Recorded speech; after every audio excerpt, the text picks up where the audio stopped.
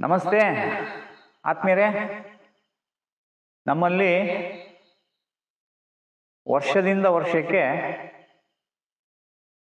ಕೃಷಿಯ ಭೂಮಿ ಬಂಜರಾಗ್ತಾ ಹೋಗ್ತಾ ಇದೆ.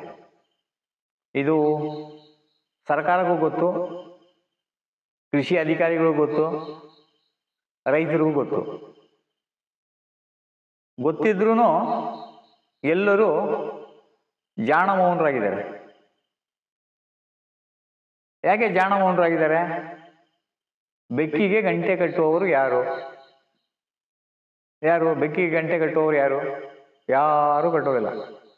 ಅದಕ್ಕೆ ನಮಗೆ ನಾವೇ ಇಲ್ಲಿ ಎಚ್ಚರವನ್ನು ವಹಿಸಬೇಕು.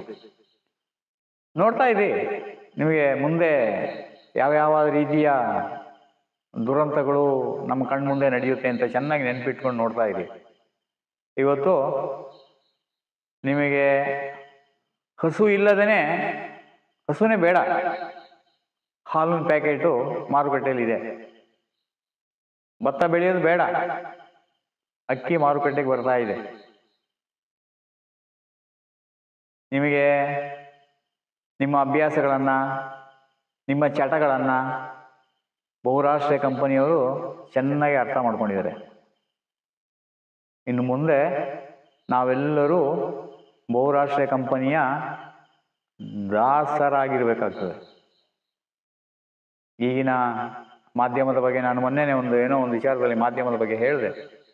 ಯಾವಾಗಲೂ ಇವತ್ತು ನಮ್ಮ ಕರ್ನಾಟಕದಲ್ಲಿ, ಭಾರತದಲ್ಲಿ ಇವತ್ತಿನ ಮಾಧ್ಯಮ ಏನಾದರೂ ಬ್ರಿಟಿಷ್ನವರು ನಮ್ಮ ದೇಶವನ್ನು ಆಕ್ರಮಣ ಮಾಡುವಂಥ ಸಮಯದಲ್ಲಿ, ಸ್ವಾತಂತ್ರ್ಯ ಚಳವಳಿಯ ಸಮಯದಲ್ಲಿ ಈ ಮಾಧ್ಯಮದವರು ಏನಾದರೂ ಇದ್ದುಬಿಟ್ಟಿದ್ರೆ ಖಂಡಿತ ನಮಗೆ ಸ್ವಾತಂತ್ರ್ಯ ಸಿಗ್ತಿರ್ಲಿಲ್ಲ. ಖಂಡಿತ ಸಿಗ್ತಿರ್ಲಿಲ್ಲ. ಈ ಮಾಧ್ಯಮದವರು ಇವತ್ತು ಮಾಡ್ತಾ ಇರೋ ಕೆಲಸಗಳನ್ನ ನೋಡಿಬಿಟ್ರೆ ನಮಗೆ ಖಂಡಿತ ಸ್ವಾತಂತ್ರ್ಯ ಸಿಗ್ತಿರ್ಲಿಲ್ಲ. ಏನೋ ಪುಣ್ಯಕ್ಕೆ ಅವರು ಇವಾಗ ಸೃಷ್ಟಿಯಾಗಿದ್ದಾರೆ. ನಮ್ಮಲ್ಲಿ ಅನೇಕ ಸಮಸ್ಯೆಗಳಿದೆ, ತುಂಬ ಸಮಸ್ಯೆಗಳಿದೆ. ಆ ಸಮಸ್ಯೆಗಳನ್ನು ಬಿಟ್ಟು ಅವರು ಬೇರೆ ಎಲ್ಲವನ್ನು ಹೇಳ್ತಾ ಇದ್ದಾರೆ. ಇವತ್ತು ನಮ್ಮ ಎಲ್ಲ ಆಹಾರ, ನೀವೆಲ್ಲೇ ಹೋಗಿ ಆಹಾರದಲ್ಲಿ ಬಣ್ಣಗಳು, ಅದಕ್ಕೆ ಟೇಸ್ಟಿಂಗ್ ಪೌಡರು, ಅದಕ್ಕೆ ಪ್ಯಾಕೆಟು, ಅದನ್ನು ಇವತ್ತು ಕಂಪನಿಯವರ ಮೂಲಕ ನಮ್ಮನ್ನೆಲ್ಲ ದಾಸರನ್ನಾಗಿ ಮಾಡ್ಕೊಳ್ತಾ ಇದ್ದಾರೆ. ಯಾವ ರೀತಿ ದಾಸರನ್ನಾಗಿ ಮಾಡ್ತಾ ಇದ್ದಾರೆ? ಬೆಳಗ್ಗೆನೆ ಯಾವುದಾದ್ರೂ ಜಾಹೀರಾತು ನೋಡಿ ಅಥವಾ ಕಂಪನಿಯವ್ರು ನೋಡಿ ಅವ್ರು ಏನು ಹೇಳ್ತಾರೆ ಅಂದರೆ, ಬೆಳಿಗ್ಗೆ ಹಾಲು ಕುಡೀರಿ, ಹಾರ್ಲಿಕ್ಸ್ ಕುಡೀರಿ, ಜ್ಯೂಸ್ ಕುಡೀರಿ, ಈ ತಿಂಡಿ ತಿನ್ನಿ, ಆ ತಿಂಡಿ ತಿನ್ನಿ, ಇದು ಒಳ್ಳೆಯದು, ಆ ಟಾನಿಕ್ ತಗೊಳ್ಳಿ, ಈ ಟಾನಿಕ್ ತಗೊಳ್ಳಿ ಅಂತ ಹೇಳಿ ಮಾಧ್ಯಮದಲ್ಲಿ ಒಂದೊಂದನ್ನೇ ಹೇಳ್ಕೊಂಡು ಬರ್ತಾ ಇದ್ದಾರೆ. ಇವರೆಲ್ಲ ಬಹುರಾಷ್ಟ್ರೀಯ ಕಂಪನಿಯವರು.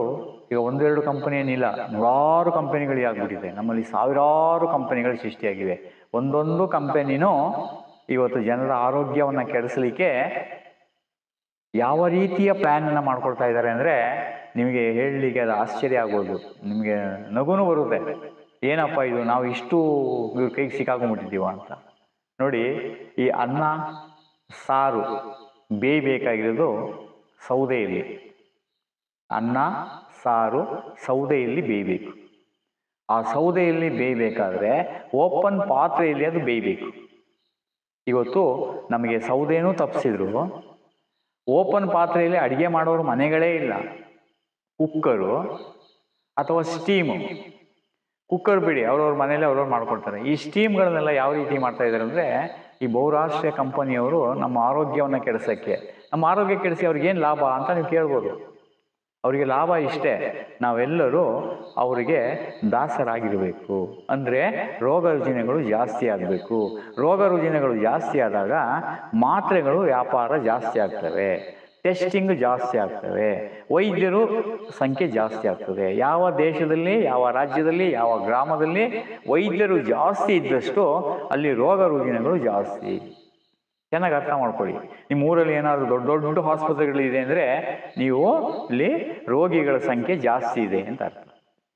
ಹಾಗೆ ಈ ನಮ್ಮ ಅಭ್ಯಾಸಗಳನ್ನು ಯಾವ ರೀತಿ ಇವರು ತಪ್ಪಿಸ್ತಾರೆ ಅಂತ ಹೇಳಿದ್ರೆ, ನಮಗೆ ದೊಡ್ಡ ದೊಡ್ಡ ಸ್ವಾಮಿಗಳು ಮಠಾಧಿಪತಿಗಳು ಯಾವುದಾದ್ರು ಒಂದು ಸಂಸ್ಥೆಯವರ ಹತ್ರ ನೀವು ಹೋಗಿ ನೋಡಿ ಬೇಕಾದ್ರೆ. ಮೊದಲೆಲ್ಲ ಯಾವುದೇ ದೇವಸ್ಥಾನದಲ್ಲಿ ಯಾವುದೇ ಮಠದಲ್ಲೂ ಅಡುಗೆ ಮಾಡುವಾಗ ದೊಡ್ಡ ದೊಡ್ಡ ಪಾತ್ರೆಗಳಿರ್ತಿತ್ತು.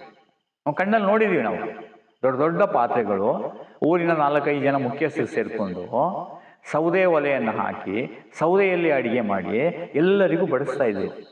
ಇವತ್ತು ಏನಾಗಿದೆ, ದೊಡ್ಡ ದೊಡ್ಡ ಮಠಗಳಿಗೆ ದೇವಸ್ಥಾನಗಳಿಗೆ ಈ ಬಹುರಾಷ್ಟ್ರೀಯ ಕಂಪನಿಯವರು ಸೇವಾ ಮನೋಭಾವದಲ್ಲಿ ನಿಮಗೆ ಅನ್ನ ಬೇಯಿಸಲಿಕ್ಕೆ ನಾವು ಸ್ಟೀಮ್ ಕೊಡ್ತೇವೆ, ಗ್ಯಾಸ್ ಕೊಡ್ತೇವೆ ಅಂತ ಹೇಳಿ ಅಲ್ಲಿ ಪ್ರಸಾದವನ್ನು ತಯಾರು ಮಾಡಬೇಕಾದ್ರೆ ಸ್ಟೀಮ್ಗಳಲ್ಲಿ ತಯಾರು ಮಾಡಿದಾಗ ಅದರಲ್ಲಿ ಬರುವಂಥ ಕೆಮಿಕಲು ರಾಸಾಯನಿಕ ವಸ್ತುಗಳನ್ನು ಸೇರಿ ನೋಡಿ, ಒಂದು ಪಾತ್ರೆಯಲ್ಲಿ ಅನ್ನ ಆಹಾರ ಬೆಂದಾಗ ಅದರ ರುಚಿನೇ ಬೇರೆ, ಅದರಲ್ಲಿರೋ ಸತ್ವವೇ ಬೇರೆ.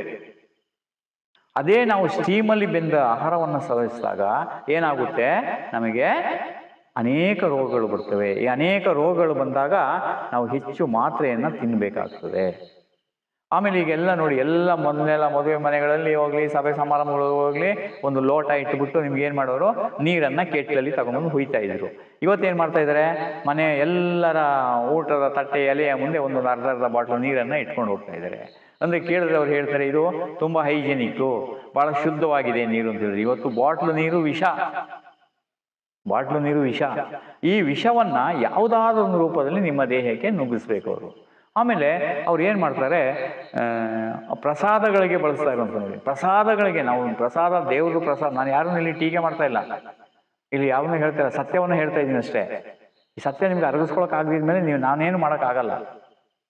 ಈ ಪ್ರಸಾದವನ್ನು ಮಾಡಬೇಕಾದ್ರೆ ಅಲ್ಲಿ ಹೆಚ್ಚು ಡಾಲ್ಡವನ್ನು ಬಳಸ್ತಾರೆ. ಹಸುವಿನ ತುಪ್ಪದ ಬದಲಿಗೆ ಡಾಲ್ಡವನ್ನು ಬಳಸ್ತಾ ಇದ್ದಾರೆ. ಬೇರೆ ಬೇರೆ ರೀತಿಯ ವನಸ್ಪತಿಗಳನ್ನು ಬಳಸ್ತಾ ಇದ್ದಾರೆ. ವನಸ್ಪತಿ ಅಂತ ಹೇಳಿದ್ರೇ ಬೇರೆ, ಅವ್ರು ಹೇಳೋ ಹೆಸರು ವನಸ್ಪತಿನೇ ಬೇರೆ. ಆಮೇಲೆ ಅಲ್ಲಿಗೆ ಟೇಸ್ಟಿಂಗ್ ಪೌಡರು, ಬಣ್ಣ ಆಕರ್ಷಣೆಯಾದಂಥ ಬಣ್ಣಗಳನ್ನು ತಯಾರು ಮಾಡಲಿಕ್ಕೆ, ಆಹಾರ ಸುವಾಸನೆ ಬರಲಿಕ್ಕೆ, ಮತ್ತು ಅದು ಹೆಚ್ಚು ರುಚಿ ಬರೋಕ್ಕೆ ಇವತ್ತೆಲ್ಲ ಏನು ಮಾಡ್ತಾ ಇದ್ದಾರೆ, ರಾಸಾಯನಿಕವನ್ನು ಅಲ್ಲಿಗೆ ಸೇರಿಸ್ತಾ ಇದ್ದಾರೆ. ಆಮೇಲೆ ಸಾವಿರಾರು ಜನ ಊಟ ಮಾಡುವಂಥ ಜಾಗದಲ್ಲಿ ಅವ್ರು ಏನು ಮಾಡ್ತಾರೆ, ಒಂದು ದೊಡ್ಡ ದೊಡ್ಡ ಸ್ಟೀಮ್ಗಳನ್ನು ಕೊಟ್ಟು ಅಲ್ಲಿ ಆ ಆಹಾರ ರುಚಿ ಬರಲಿ ಅಂತ ಹೇಳಿ ಅಲ್ಲಿಗೆ ಅನೇಕ ರೀತಿಯ ರಾಸಾಯನಿಕ ಮಿಕ್ಸಣ ಇರುವಂಥ ಟೇಸ್ಟಿಂಗ್ ಪೌಡರ್ನ ಕೊಟ್ಟು ಜನರ ಆರೋಗ್ಯವನ್ನು ಕೆಡಿಸ್ತಾ ಇದ್ದಾರೆ. ಆಮೇಲೆ ಎಲ್ಲೋ ಒಂದು ಕಡೆ, ಯಾವುದೋ ಒಂದು ಕಡೆ ಯಾತ್ರೆಗೆ ಹೋಗೋರಿಗೆ ಮಧ್ಯ ದಾರಿಯಲ್ಲಿ ಅವ್ರು ಏನು ಮಾಡ್ತಾರೆ, ಅದರ ಟೇಸ್ಟಿಂಗ್ ಪೌಡರು, ಘಮ ಅಂತ ಹೇಳುವಂಥ ಟೀಯನ್ನು, ಕಾಫಿಯನ್ನು, ಜ್ಯೂಸನ್ನು ವಿತರಣೆ ಮಾಡ್ತಾ ಇದ್ದಾರೆ. ಇದೆಲ್ಲ ಹುಟ್ಟರೆ ಕಾರಣ ಏನಪ್ಪ ಅಂದರೆ, ಜನರ ಆರೋಗ್ಯ ಯಾವುದೋ ಒಂದು ರೂಪದಲ್ಲಿ ಕೆಡಬೇಕು. ಆ ಆರೋಗ್ಯ ಕೆಟ್ಟಾಗ ಅವರಿಗೆ ಇವತ್ತು ನಮ್ಮ ದೇಶದಲ್ಲಿ ಹೆಚ್ಚು ದೊಡ್ಡ ವಿಚಾರ ತಿಳ್ಕೊಳ್ಳಿ, BP, ಥೈರಾಯ್ಡ್, ಶುಗರ್, 3 ಜನ ಇದ್ದಾರಲ್ಲ, BP, ಶುಗರು, ಥೈರಾಯ್ಡ್ಗೆ ನಮ್ಮ ಜನ ಖರ್ಚು ಮಾಡ್ತಾ ಇರುವಂಥ ಮಾತ್ರೆಯ ಹಣ ಎಷ್ಟು ಗೊತ್ತಾ? ಇಡೀ ನಮ್ಮ ದೇಶದ, ಭಾರತ ದೇಶದ 2 ವರ್ಷದ ಬಡ್ಜೆಟ್ಗೆ ಸಮ. ಎಲ್ಲೋಗ್ತಾ ಇದೆ ನಮ್ಮ ದುಡ್ಡೆಲ್ಲ? ಯಾರ ಮನೇಲಿ BP ಪೇಷಂಟ್ ಇಲ್ಲ, ಯಾರ ಮನೇಲಿ ಶುಗರ್ ಪೇಷಂಟ್ ಇಲ್ಲ, ಯಾರ ಮನೇಲಿ ಥೈರಾಯ್ಡ್ ಪೇಷಂಟ್ ಇಲ್ಲ, ಯಾರಲ್ಲಿ ಏನು ಹೇಳ್ತೀರಿ ಕೊಲೆಸ್ಟ್ರಾಲ್ ಅಂತ ಹೇಳ್ತಾರಲ್ಲ, ಈ ಕೊಲೆಸ್ಟ್ರಾಲು, BP, ಶುಗರು, ಥೈರಾಯ್ಡು ಅಂತ ನೆಪ ಇಟ್ಕೊಂಡು ಇವತ್ತು ಎಲ್ಲರನ್ನ ಮಾತ್ರೆ ತಿನ್ನಿಸಲಿಕ್ಕೆ ಅಭ್ಯಾಸ ಮಾಡ್ತಾ ಇದ್ದಾರೆ. ಎಷ್ಟು ದುಡ್ಡು ಖರ್ಚಾಗ್ತಾ ಇದೆ ಗೊತ್ತಾ ಅದಕ್ಕೆ? ಶುಗರ್ ನೋಡಿ 240 ನಾರ್ಮಲ್ ಅಂತಿದ್ರು ಮೊದಲು, ಅದನ್ನ ಏನೇನೋ ಮಾಡಿ 200ಕ್ಕೆ ತಂದರು, 150ಕ್ಕೆ ತಂದರು, ಇವಾಗ 100ಕ್ಕೆ ತಂದಿದ್ದಾರೆ. ಜನರಲ್ಲಿ ಒಂದು ಭಯ ಎಕ್ಕಿಸ್ತಾರೆ. ಬೆಂಗಳೂರು ಏರ್ಪೋರ್ಟಲ್ಲಿ ಒಂದು ಬೋರ್ಡ್ ಹಾಕಿದ್ದಾರೆ, ನೀವು ನೋಡಿರ್ಬೋದು ಯಾರಾದ್ರು ಹೋದಾಗ. ಬೆಂಗಳೂರಿನಲ್ಲಿ 5 ಜನರಲ್ಲಿ ಒಬ್ಬರಿಗೆ ಶುಗರ್ ಇದೆ, ಅದರಲ್ಲಿ ನೀವು ಒಬ್ಬರಾ ಅಂತ ನೋಡಿ.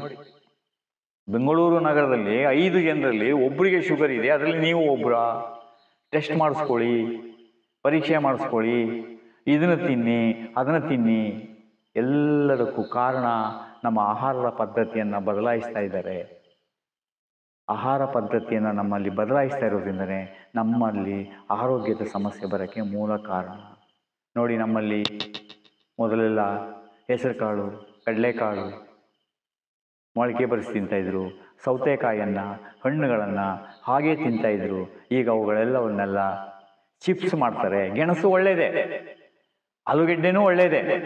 ತರಕಾರಿಗಳೆಲ್ಲ ಒಳ್ಳೆಯದು. ಅವುಗಳೆಲ್ಲವೂ ಏನಾಗ್ತವೆ, ರೈತ ಬೆಳೆದಾಗ ಅವೆಲ್ಲ ಒಳ್ಳೆಯದಾಗೇ ಇರ್ತವೆ. ಅವುಗಳು ಯಾವಾಗ ಫ್ಯಾಕ್ಟ್ರಿಗೆ ಹೋಗಿ ಚಿಪ್ಸ್ ಆಗಿ ಪ್ಯಾಕೆಟಲ್ಲಿ ಬಂತು, ಆರೋಗ್ಯ ಕೆಡ್ತದೆ. ಚೆನ್ನಾಗಿ ನೆನ್ಪಿಟ್ಕೊಳ್ಳಿ ನೀವು. ಒಂದು ಚಿಪ್ಸ್ ಪ್ಯಾಕೆಟು 5 ರೂಪಾಯಿಗೆ ಅವನು ಮಾರ್ತಾನೆ ಅಂದರೆ ಅದರ ಮೇಲಿರೋ ಒಂದು ಕವರ್ದು ಪ್ರಿಂಟಿಂಗ್ ಕಾಸ್ಟ್ ಎಷ್ಟು ಗೊತ್ತಾ? 1.5 2 ರೂಪಾಯಿ ಅದು ಕವರ್ ಕಾಸ್ಟ್. ಅದನ್ನ ಮ್ಯಾನುಫ್ಯಾಕ್ಚರ್ ಅದರೊಳಗೆ ಇರುವಂಥ ಚಿಪ್ಸ್ ತಯಾರು ಮಾಡೋಕ್ಕೆ, ಅದನ್ನು ತಗೊಂಡು ಬಂದು ಏಜೆಂಟ್ ಕೊಡೋಕ್ಕೆ, ಅವನ ಅಂಗಡಿಯವನು ಮಾರೋಕ್ಕೆ ಎಷ್ಟು ಖರ್ಚಾಗ್ಬೋದು? 5 ರೂಪಾಯಿಗೆ. ಈ 5 ರೂಪಾಯಿಯ ಪ್ಯಾಕೆಟನ್ನು ಯಾಕೆ ಮಾರ್ತಾ ಇದ್ದಾನೆ ಅಂದರೆ, ಈ 5 ರೂಪಾಯಿ ಪ್ಯಾಕೆಟಲ್ಲಿ ನಿಮಗೆ ಟೇಸ್ಟಿಂಗ್ ಪೌಡರ್ ಹಾಕಿ ಬಾಯಿ ರುಚಿ ಬರೆಸಿದ್ದಾನೆ. ನೀವು ಒಂದು 4-5 ದಿನ ಆ ಪ್ಯಾಕೆಟನ್ನು ತಿಂದಾದ್ಮೇಲೆ ನೀವೇನು ಮಾಡ್ತೀರಿ ಅಂದರೆ 20 ರೂಪಾಯಿ ಪ್ಯಾಕೆಟ್ ಕೊಟ್ಟು ತಿಂತೀರಿ. ನೋಡಿ ಲಾಭ ಅಲ್ಲಿ. ಆ 20 ರೂಪಾಯಿ ಪ್ಯಾಕೆಟ್ ತಗೊಂಡು ತಿಂದು ಆಮೇಲೆ ನೀವೇನು ಮಾಡ್ತೀರಿ, 200 ರೂಪಾಯಿ ಪ್ಯಾಕೆಟನ್ನು ತಗೊಳ್ತೀರಿ. ಆಮೇಲೆ KG ಲೆಕ್ಕದಲ್ಲಿ ತಗೊಳ್ತೀರಿ. ನಿಮಗೆ ಒಂದು ಸರಿ ಅದ್ರ ಟೇಸ್ಟ್ ಬಾಯಿಗೆ ಬಿದ್ದು ಬಿಟ್ರೆ ನೀವುಗಳು ಇನ್ನು ಅದನ್ನು ತಗೊಳ್ತಾನೇ ಇರಬೇಕು. ಮತ್ತೆ ಅದನ್ನು ತಗೊಂಡ ಮೇಲೆ ಅನೇಕ ರೀತಿಯ ಆರೋಗ್ಯದ ಸಮಸ್ಯೆ ನಿಮಗೆ ಬರ್ತದೆ. ನೋಡಿ ದೊಡ್ಡ ದೊಡ್ಡ ಹೋಟ್ಲುಗಳಲ್ಲಿ ಎಲ್ಲೋ ಒಂದೊಂದು ಕಡೆ ನೋಡಿ ನೀವು ಬೇಕಾದ್ರೆ, ಅಲ್ಲಿ ಟೀ ಭಾಳ ಚೆನ್ನಾಗಿ ಕೊಡ್ತಾರಪ್ಪ ಅಂತ ಹೇಳ್ಬೋದು. ಆ ಟೀಯಲ್ಲಿ ಜಾಸ್ತಿ ಚೆನ್ನಾಗಿ ಕೊಡ್ತಾ ಇದ್ದಾರೆ ಅಂದರೆ ಅಲ್ಲಿ ಟೇಸ್ಟಿಂಗ್ ಪೌಡರ್ ಹಾಕಿ ಆ ಟೀಯನ್ನು ಮಾಡ್ತಾ ಇದ್ದಾರೆ ಅಂತ ಅರ್ಥ. ಇವತ್ತು ಸಕ್ಕರೆಯಲ್ಲೂ ಕೆಮಿಕಲ್ಲು, ಟೀಯಲ್ಲೂ ಕೆಮಿಕಲ್ಲು, ಹಾಲಲ್ಲೂ ಕೆಮಿಕಲ್ಲು. ನಿಮಗೆ ಕಾಫಿ 2 ಕುಡಿಬೋದು ಅಂತಾರೆ, ಟೀ 2 ಕುಡಿಬೋದು ಅಂತಾರೆ. 2 ಕಾಫಿ 2 ಟೀ ಒಂದ್ಸಲ ಕುಡಿದು ಅಭ್ಯಾಸ ಆಗ್ಬಿಟ್ರೆ ನಿಮಗೆ ಆ ಟೀ ಪುನಃ ಕುಡಿಬೇಕು ಅಂತ ಹೇಳಿ ನಿಮ್ಮನ್ನ ದಾಸರನ್ನಾಗಿ ಮಾಡ್ತದೆ. ಅದೇ ಯಾರು ಕೂಡ ನಿಮಗೆ ಮಜ್ಜಿಗೆ ಕುಡೀರಿ ಅಂತ ಹೇಳಲ್ಲ, ಎಳನೀರು ಕುಡೀರಿ ಅಂತ ಹೇಳಲ್ಲ. ಯಾವ್ದಾದ್ರು ಒಬ್ಬ ಚಿತ್ರನಟ, ಯಾವ್ದಾರೊಬ್ಬ ಮಾಡಲು, ಒಬ್ಬ ಕ್ರಿಕೆಟ್ ಪ್ಲೇಯರು ನಿಮಗೆ ಎಳ್ನೀರು ಕುಡೀರಿ ನಿಮ್ಮ ಆರೋಗ್ಯಕ್ಕೆ ಒಳ್ಳೇದಂತ ಯಾರಾದ್ರೂ ಒಬ್ಬ ಜಾಹೀರಾತು ಕೊಟ್ಟಿದ್ದಾನಾ? ಕೊಟ್ಟಿಲ್ಲ. ಅವನೇನ್ ಮಾಡ್ತಾನೆ, ಈ ತಂಪು ಪಾನೀಯ ಕುಡೀರಿ, ಆ ತಂಪು ಪಾನೀಯ ಕುಡೀರಿ, ಇದು ಕುಡಿಯೋದ್ರಿಂದ ನನಗೆ ಎನರ್ಜಿ ಜಾಸ್ತಿ ಆಗ್ತದೆ, ಇದು ತಿನ್ನೋದ್ರಿಂದ ನನಗೆ ಶಕ್ತಿ ಜಾಸ್ತಿ ಆಗ್ತದೆ ಅಂತ ಹೇಳಿದ್ರೆ ಅವುಗಳೆಲ್ಲವೂ ವಿಷವೇ. ನೀವು ಯಾರಾದ್ರೂ ಜಾಹೀರಾತು ಮಾಡ್ಬೇಕಾದ್ರೆ ಎಳನೀರು ಬಗ್ಗೆ ಯಾರು ಜಾಹೀರಾತು ಹೇಳಲ್ಲ, ಸೌತೆಕಾಯಿ ತಿನ್ನಿ ಅಂತ ಯಾರು ಹೇಳಲ್ಲ, ಹೆಸರು ಕಾಳು ತಿನ್ನಿ ಅಂತ ಯಾರು ಹೇಳಲ್ಲ, ಕಡಲೆಕಾಳು ತಿನ್ನಿ ಅಂತ ಯಾರು ಹೇಳಲ್ಲ, ಪಾಲಿಶಿಡ್ ರೈಸ್ ತಿನ್ನಿ ಅಂತ ಯಾವ ಚಿತ್ರನಟನೂ ಹೇಳಲ್ಲ, ಯಾವ ಸ್ಪೋರ್ಟ್ಸ್ ಮ್ಯಾನು ಹೇಳಲ್ಲ. ಅವರೆಲ್ಲ ಹೇಳೋದು ಯಾವುದೋ ಪ್ಯಾಕೆಟನ್ನು ಹೇಳ್ತಾರೆ. ಅದಕ್ಕೆ ಆತ್ಮೀಯರೇ ಚೆನ್ನಾಗಿ ಅರ್ಥ ಮಾಡ್ಕೊಳ್ಳಿ. ಇವತ್ತು ನಮ್ಮ ಭೂಮಿ ಬರಡಾಗ್ತಾ ಇದೆ. ಬರಡಾಗೋಕ್ಕೆ ಕಾರಣ ನಾವು ವಿಪರೀತವಾದ ರಾಸಾಯನಿಕ ಗೊಬ್ಬರಗಳನ್ನು, urea, Suphala, potash, CN, DAP ಏನೇನೋ ಕೊಡ್ತಾ ಇದ್ದೀವಿ. ಅವುಗಳೆಲ್ಲವನ್ನ ಇವಾಗ ಅದೇ ಕೃಷಿ ಅಧಿಕಾರಿಗಳು ಹೇಳ್ತಾ ಇದ್ದಾರೆ ಕಡಿಮೆ ಮಾಡಿ ಅಂತ ಹೇಳ್ತಾರೆ. ಕಡಿಮೆ ಅಂದರೆ ಎಷ್ಟಪ್ಪ ಮಾಡೋದು? 100 ಗ್ರಾಮಲ್ಲಿ 1 ಗ್ರಾಮ್ ಕಮ್ಮಿ ಮಾಡಿ 99 ಗ್ರಾಮ್ ಹಾಕೋದಾ? ಸಂಪೂರ್ಣ ನಿಲ್ಲಿಸಿ ಅಂತ ಯಾರು ಹೇಳ್ತಾ ಇಲ್ಲ. ಆಮೇಲೆ ಅದ್ರ ಜೊತೆಗೆ ಏನಾಗಿದೆ ಅಂದರೆ ಇವಾಗ ಈ ನಾವು ಆರ್ಗಾನಿಕ್ ಗೊಬ್ಬರ ಮಾಡ್ತಾ ಇದ್ದೀವಿ, ಇದು ನ್ಯಾನೋ ಯೂರಿಯಾ, ಆ ಯೂರಿಯಾ, ಈ ಯೂರಿಯಾ, ಆ ಟಾನಿಕ್ ಹಾಕಿ, ಈ ಟಾನಿಕ್ ಹಾಕಿ, ಇದು ಕೇಂದ್ರ ಸರ್ಕಾರ ರೆಕಮೆಂಡ್ ಮಾಡಿರೋದು. ಇದು ಕೂಡ ಆ ಕಂಪನಿಯ ಕೂಸುಗಳೇ ಇವು. ದಯಮಾಡಿ ನೀವು ಏನು ಬೇಕಾದ್ರೂ ತಿಳ್ಕೊಳ್ಳಿ, ಯಾರು ಬೇಕಾದರೂ ನೀವು ವಿರೋಧಿಸಿದ್ರೂ ಪರವಾಗಿಲ್ಲ. ನಿಮ್ಮ ಭೂಮಿಗೆ ದಯಮಾಡಿ ಬೆಂಕಿ ಹಾಕಬೇಡಿ, ಕೀಟನಾಶಕ ಬಳಸಬೇಡಿ, ಕಳೆನಾಶಕ ಬಳಸಬೇಡಿ, ರಸಗೊಬ್ಬರ ಬಳಸಬೇಡಿ, ಹೊರಗಡೆಯಿಂದ ಏನನ್ನೂ ತಂದು ಹಾಕಬೇಡಿ. ಆ ರೀತಿಯಲ್ಲಿ ನಾವು ಕೃಷಿಯನ್ನ ಮಾಡಿ ಅಲ್ಲಿ ಬೆಳೆದಂಥ ಆಹಾರವನ್ನ ನೀವು ಇಷ್ಟು ತಿನ್ನಬೇಕು ಅಂತೇನಿಲ್ಲ, ಇಷ್ಟೇ ತಿನ್ನಿ ಸಾಕು, ನಿಮ್ಮ ಆರೋಗ್ಯ ಚೆನ್ನಾಗಿರ್ತದೆ. ಆಮೇಲೆ ಇವತ್ತು ಕೃಷಿ ಅಧಿಕಾರಿಗಳು, ತೋಟಗಾರಿಕೆ ಅಧಿಕಾರಿಗಳು ಒಂದೇ ಒಂದು ಹೇಳೋದು, ಜನಸಂಖ್ಯೆ ಜಾಸ್ತಿ ಆಗ್ಬಿಡ್ತಾ ಇದೆ, ನಾವು ಜಾಸ್ತಿ ಬೆಳಿಬೇಕು. ಜಾಸ್ತಿ ಬೆಳಿಬೇಕಂದ್ರೆ ಜಾಸ್ತಿ ಗೊಬ್ಬರ ಹಾಕಿ ಅನ್ನೋ ಸೂಚನೆ ಇದು. ಆದರೆ ಒಂದು ತಿಳ್ಕೊಳ್ಳಿ, ನಮ್ಮ ದೇಶದಲ್ಲಿ ಬೆಳೀತಾ ಇರೋ ಆಹಾರ ನಮಗೆ 1 ವರ್ಷ ಬೆಳೆದಿದ್ದ ಆಹಾರ 4 ವರ್ಷದಿಂದ 5 ವರ್ಷ ಆಗಿರೋಷ್ಟು ಸಾಕು. ಇವತ್ತು ನಮ್ಮಲ್ಲಿ ಕೇಂದ್ರ ಸರ್ಕಾರದಲ್ಲಿ ಹೋಗಿ ನೋಡಿ ಎಷ್ಟು ಅಕ್ಕಿ ಸ್ಟಾಕ್ ಇದೆ. ಇನ್ನು ನಮಗೆ 5 ರಿಂದ 10 ವರ್ಷ ನಮ್ಮ ದೇಶದವರೆಲ್ಲ ತಿನ್ನೋಷ್ಟು ಅಕ್ಕಿ ನಮ್ಮಲ್ಲಿ ಸ್ಟಾಕ್ ಇದೆ. ನೀವು ಬೇಕಾದ್ರೆ ನೀವೆಲ್ಲ ಇದ್ದೀರಲ್ಲಪ್ಪ, ತುಂಬಾ ಹೋರಾಟಗಾರರು, ದೇಶಾಭಿಮಾನಿಗಳೆಲ್ಲ ಇದ್ದೀರಲ್ವಾ, ನೀವು ಏನು ಹೇಳ್ತಾರಲ್ಲ ಮಾಹಿತಿ ಹಕ್ಕಲ್ಲಿ ತಗೊಳ್ಳಿ, ಎಷ್ಟು ಲಕ್ಷ ಟನ್ ಆಹಾರ ನಮ್ಮಲ್ಲಿ ಸ್ಟಾಕ್ ಇದೆ ನೋಡಿ. ಅದೆಲ್ಲ ವಾಯ್ದೆ ಮುಗಿದು ಅದನ್ನೆಲ್ಲವನ್ನ ಸಮುದ್ರಕ್ಕೆ ಬಿಸಾಕ್ತಾ ಇದ್ದಾರೆ. ನಮ್ಮಲ್ಲಿ ಆಹಾರ ತುಂಬ ಜಾಸ್ತಿ ಇದೆ. ಈ ಜಾಸ್ತಿ ಬೆಳೀರಿ ಅನ್ನೋದಕ್ಕೆ ಮೂಲ ಕಾರಣ ಔಷಧಿ ಕಂಪನಿಯವರ, ಗೊಬ್ಬರ ಕಂಪನಿಯವರ ಹಿಂದಿನ ಮಾತುಗಳನ್ನೇ ಈ ಕೃಷಿ ಅಧಿಕಾರಿಗಳು ಹೇಳೋದು. ಕೃಷಿ ಅಧಿಕಾರಿಗಳಲ್ಲಿ ಒಳ್ಳೆಯವರು ಇದ್ದಾರೆ, ಎಲ್ಲೋ 1% 2% ಇದ್ದಾರೆ, ಅವ್ರು ಏನು ಮಾಡೋಕ್ಕಾಗಲ್ಲ. ಅದರಿಂದ ನಿಮ್ಮ ಭೂಮಿಯನ್ನ ಶುದ್ಧವಾಗಿಟ್ಕೊಳ್ಳಿ. ನಿಮ್ಮ ಭೂಮಿ ಎಷ್ಟು ಶುದ್ಧವಾಗಿರ್ತದೋ ಅಲ್ಲಿ ಬಂದಂಥ ಆಹಾರ ಅಷ್ಟೇ ಶುದ್ಧವಾಗಿರ್ತದೆ. ಅಶುದ್ಧವಾದ ಆಹಾರವನ್ನು ನೀವು ತಿಂದಾಗ ನಿಮ್ಮ ದೇಹದಲ್ಲಿ ಶಕ್ತಿ ಮತ್ತು ಆರೋಗ್ಯ ವೃದ್ಧಿ ಆಗ್ತದೆ. ಮತ್ತೆ ಅದೇನಾಗ್ತದೆ, ನಾವು ಶುದ್ಧವಾದ ಆಹಾರವನ್ನು ತಿಂದಾಗ ದೇಹದ ಒಳಗಿರುವಂಥ ರೋಗ ರುಜಿನಗಳನ್ನು ಅದು ಹೊರಗಡೆಗೆ ಹಾಕ್ತದೆ. ಅದೇ ನೀವು ತಿನ್ನೋದು ವಿಷ ಆಹಾರವನ್ನು ತಿಂದಾಗ ದೇಹ ದಿನದಿಂದ ದಿನಕ್ಕೆ ಕ್ಷೀಣಿಸ್ತದೆ, ಅನೇಕ ರೀತಿಯ ರೋಗಗಳು, ಅನೇಕ ರೀತಿಯ ಆರೋಗ್ಯದ ಸಮಸ್ಯೆ ಬರ್ತದೆ. ಅದರಿಂದ ನಮಗೆಲ್ಲರಿಗೂ ಇರೋದು ಒಂದೇ ಭೂಮಿ. ಆ ಭೂಮಿಯನ್ನು ನಾವು ರಕ್ಷಣೆ ಮಾಡ್ಕೊಳ್ಳುವ. ಆ ಭೂಮಿಯನ್ನು ನಾವು ರಕ್ಷಣೆ ಮಾಡ್ಕೊಳ್ಳದೇ ಇದ್ದರೆ ಮುಂದೆ, ಈಗ ನೋಡಿದೆಯಲ್ಲ ವೈನಾಡು, ಯಾವುದ್ಯಾವುದೋ ಊರಲ್ಲಿ ಬೆಟ್ಟ ಗಿಡ್ಡ ಎಲ್ಲ ಕುಸಿತಾ ಇದೆಯಲ್ಲ, ಇದಕ್ಕೆಲ್ಲ ಏನು ಕಾರಣ? ನಿಮ್ಮ ತೋಟದಲ್ಲೇ ನಿಮ್ಮ ಏರಿ ಮೇಲ್ಗಡೆ ನೀವು ರೌಂಡಪ್ ಹೊಡಿತೀರಲ್ಲ, ರೌಂಡಪ್ ಹೊಡೆದು 4 ದಿನ ಆದಮೇಲೆ ಏರಿ ಮೇಲೆ ನಡ್ಕೊಂಡು ಹೋಗಿ ನೋಡೋಣ, ಭೂಮಿ ಕುಸಿತದೆ. ಮತ್ತೆ ರೌಂಡಪ್ ಹೊಡೆದ್ಮೇಲೆ ಆ ಕಳೆಯಲ್ಲಿ ಏನು ಕಡಿಮೆ ಆಗಲ್ಲ. ಮರು ವರ್ಷಕ್ಕೆ ಅದು 10 ಪಾಲು ಬರ್ತದೆ. ಕಳೆಯನ್ನು ಯಾರೂ ನಾಶ ಮಾಡೋಕ್ಕಾಗಲ್ಲ. ನೀವು ಕಳೆಯನ್ನು ನಾಶ ಮಾಡೋಕ್ಕಿಂತ ಹೊರಟ್ರೆ ಮೊದಲು ನಾಶ ಆಗೋದು ನೀವು, ನಿಮ್ಮ ಬೆಳೆ, ನಿಮ್ಮ ಭೂಮಿ. ಅದರಿಂದ ದಯಮಾಡಿ ನೀವೆಲ್ಲರೂ ಈ ಕಂಪನಿಯವರ, ಅಧಿಕಾರಿಗಳ, ರಾಜಕಾರಣಿಗಳ ಮಾತುಗಳನ್ನು ಕೇಳಿಕೊಂಡು ಕೂತ್ಕೊಂಡ್ರೆ ನೀವು ಉದ್ಧಾರ ಆಗ್ಲಿಕ್ಕೆ ಸಾಧ್ಯನೇ ಇಲ್ಲ. ಯಾವುದೇ ರೋಗ ಬರಲಿ ಜಮೀನಿಗೆ, ನಿಮ್ಮ ಭೂಮಿಯಲ್ಲಿ ಆರ್ಗಾನಿಕ್ ಕಾರ್ಬನನ್ನು ಡೆವಲಪ್ ಮಾಡ್ಕೊಳ್ಳಿ. ಮಳೆ ನೀರು ಬಿದ್ದಿದ್ದೆಲ್ಲ ಭೂಮಿ ಇಂಗಿಸ್ಕೊಳ್ಳೋ ಥರ ಮಾಡ್ಕೊಳ್ಳಿ. ನಿಮಗೇ ಆದಂಥ ಒಂದು ತೋಟ ಮಾಡಿಕೊಂಡು ಅಲ್ಲಿ ಬೆಳೆದ ಆಹಾರವನ್ನೇ ನೀವು ತಿನ್ನಿ. ಆಗ ಮಾತ್ರ ನಿಮ್ಮನ್ನು ಉಳಿಸ್ಕೊಳ್ಳೋಕ್ಕೆ ಸಾಧ್ಯ, ಮತ್ತು ನೀವು ಇದರಿಂದ ಅಭಿವೃದ್ಧಿ ಆಗೋಕ್ಕೆ ಸಾಧ್ಯ. ಈ ರೀತಿ ಆಹಾರವನ್ನು ನಾವೆಲ್ಲರೂ ತಿನ್ನೋದ್ರಿಂದ ನಮಗೆ ಒಂದು ಒಳ್ಳೆಯ ಆರೋಗ್ಯ, ಸಂಪತ್ತು ಬರೋದ್ರ ಜೊತೆಗೆ ನಮ್ಮ ಪರಿಸರನೂ ಉಳಿಯುತ್ತದೆ. ಸಾಧ್ಯವಾದಷ್ಟು ನಿಮ್ಮ ಗ್ರಾಮದ ರಸ್ತೆಗಳಲ್ಲಿ ಅರಳಿ ಮರಗಳನ್ನು, ಆಲದ ಮರಗಳನ್ನು, ಹೊಂಗೆ ಮರಗಳನ್ನು, ಪಾರಿಜಾತದ ಗಿಡಗಳನ್ನು, ಇಂಥ ಗಿಡಗಳನ್ನು ಆದಷ್ಟು ನೆಟ್ಟು ಕಾಪಾಡಿಕೊಂಡಾಗ ನಾವು ಭೂಮಿಯಲ್ಲಿ, ಪ್ರಕೃತಿಯಲ್ಲಿ ಒಂದು ಸಮತೋಲನವನ್ನು ಕಾಪಾಡ್ಕೊಂಡಾಗ್ತದೆ.